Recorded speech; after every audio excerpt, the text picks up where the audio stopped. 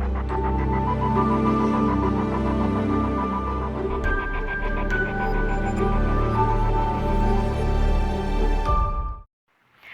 know that fundraising or being responsible for fundraising in the middle of a worldwide pandemic can be stressful and it can feel really hard.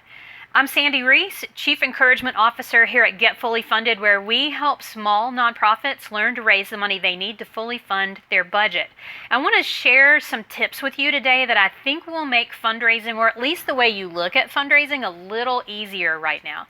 Listen, I know it's stressful. We're working with dozens of organizations right now that are kind of like deer in the headlights going, what just happened here, and how do we keep this going? How do we find a way to raise money when we're concerned about the world and we're not sure what to do next?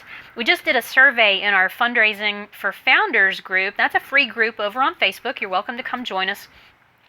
And what I heard a lot of people say was they're not sure if it's okay to ask right now. They're afraid that there's so many people who have lost their job that it's just not right to ask for money right now. And so the first tip that I want to share with you is that you got to be careful about how you think about this, because not everybody is struggling. Not everybody is out of work. I saw a statistic this morning that said 1 out of every 6 people has lost their job in the last few weeks. Okay, think about that. 1 out of every 6. Is that a lot of people? Yes. Does that break our heart for these people? Yes. But that means the other 5 people are still working. There's a lot of people that have been minimally impacted by the crisis, which means the worst thing they're dealing with right now is they're working from home and having to deal with their family 24/7. So if you buy into this belief that everybody is struggling, it's going to actually prevent you from being able to think and to be able to ask. So get clear with yourself about that. If you want to believe that everybody is struggling, you can do that, but you're going to struggle to raise money. So if you can get on board with the fact that there are people out there who are not struggling, there are people out there who are still giving. As a matter of fact, we have a client who has raised almost $200,000 that they were not expecting in the last 5 weeks. A lot of new donors, a lot of new corporate sponsors, a lot of money. So that tells me that there are a lot of people out there who are willing to give. All right, so there's your first tip, is be really careful about how you think about this crisis, that not everybody is struggling. Okay, the second thing is ask for what you need.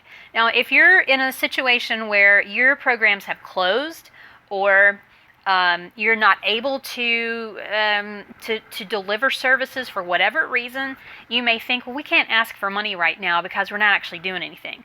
Or maybe you're one of those people who say, well, I work with the arts and it's not like we're feeding hungry people, so we can't ask for money right now. Yes, you can. You can. Every mission matters. And listen, this is another mindset issue. You have to know what the sex appeal is for your organization. If you don't know, if you're not clear, if you can't articulate why somebody should give to your organization, you need to stop right now and figure that out. You need to be clear about why your mission matters before you can share that with other people. If you don't know, you can't share it. You can't expect people to figure it out themselves. So get really clear about that and ask for what you need.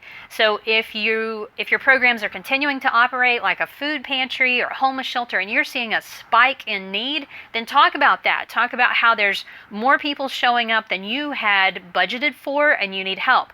If you've had to ratchet back your services, maybe you run an animal shelter and you've cleared out the shelter and sent all the animals into foster care and you don't have any, you're probably still doing something. You're probably still supporting those animals in foster. Maybe you're dealing with ones that are still coming in. We've got one client that's a shelter that they're still responsible because they work with animal control. They're still taking in the ones that have been injured and the litters of kittens that have just been dumped on the side of the road. So they're still doing that. So there's still opportunity there. Or if you work with an arts organization and you've got a theater that's sitting empty and people can't perform, what you can do is talk about how you need to be ready because what you do matters in the world. Hey, and by the way, one of the best angles that I've seen lately on arts is if you think arts are not important, Go look at the number of people who are scouring Netflix for something to entertain themselves. It's a big deal right now. So you can talk about why you need to be ready, what you still have to pay for. You still have expenses. Nobody was prepared for this. Nobody was prepared for this situation and how this just came out of the blue. And you can talk about that. Your supporters are going to care. You know, one of the really interesting things is in the past, people didn't care so much about giving toward operations, and now all of a sudden, your favorite supporters want to know what they can do to help. They're willing to help you pay for operations to keep things going. So ask for what you need. Be very clear about it. Don't apologize. Don't back off of it. Well, we're not the food bank. We're not the blah, blah, blah. No. Who you are, how those you serve have been impacted by the crisis, ask for what you need. Okay, and the third thing is, I want you to get scrappy. Here's what I mean by that. I've been in this situation myself. I mean, I remember fundraising during 9/11. Boy, that was another time to get scrappy. Fundraising during a recession, fundraising during lots of ups and downs. Here's what happens to people. When there's a crisis and something happens and you get a little scared, there's a part of your brain that's there to protect you that kind of shuts things down. And when that happens, it's like there's a barrier that comes up that blocks your creativity. And what happens is you see all the reasons why this won't work. You see all the reasons why you're not going to be able to raise money. Nobody's going to support you. All is lost. You don't know what to do. And I'm seeing that a lot right now with a lot of people. So knowing that that's what's going on, you can work with that. Because what you need to do is take a breath, try to clear some of that away and say, okay, we can't do our in-person event. What can we do? We can't do this performance, this picnic, this thing that we had planned over here. What can we do? You need to get scrappy and start looking for options. One of the best exercises you can do is to get a piece of paper and write down 50 different ideas, and I mean it, 50. This is a great exercise. 50 ideas of things you could do right now to raise money. It's going to stretch you. The first few will be like, okay, this is not so bad. And once you hit about 20 or 25, you're going to go like, whoa, this is hard. And you'll have to really dig deep to find those ideas. But it'll stretch you. It'll help you really think and get creative. And once you get that list of 50 ideas, go implement all of them. No, I'm just kidding. Don't do that. When you get your list of 50 ideas, go back through and pick the best one. The one that you think you've got the best shot with, the one that you're excited about, the one that you think your folks are going to get excited about, your volunteers, your program participants, your board, your staff, your donors. What are they going to get excited about? Which one do you think you've just got the best shot of hitting out of the park? And go try that. And then when you do that one and that worked, celebrate that, then come back to your list and pick the next one and keep going. When you can look for options, when you can find those ideas, you can keep moving forward.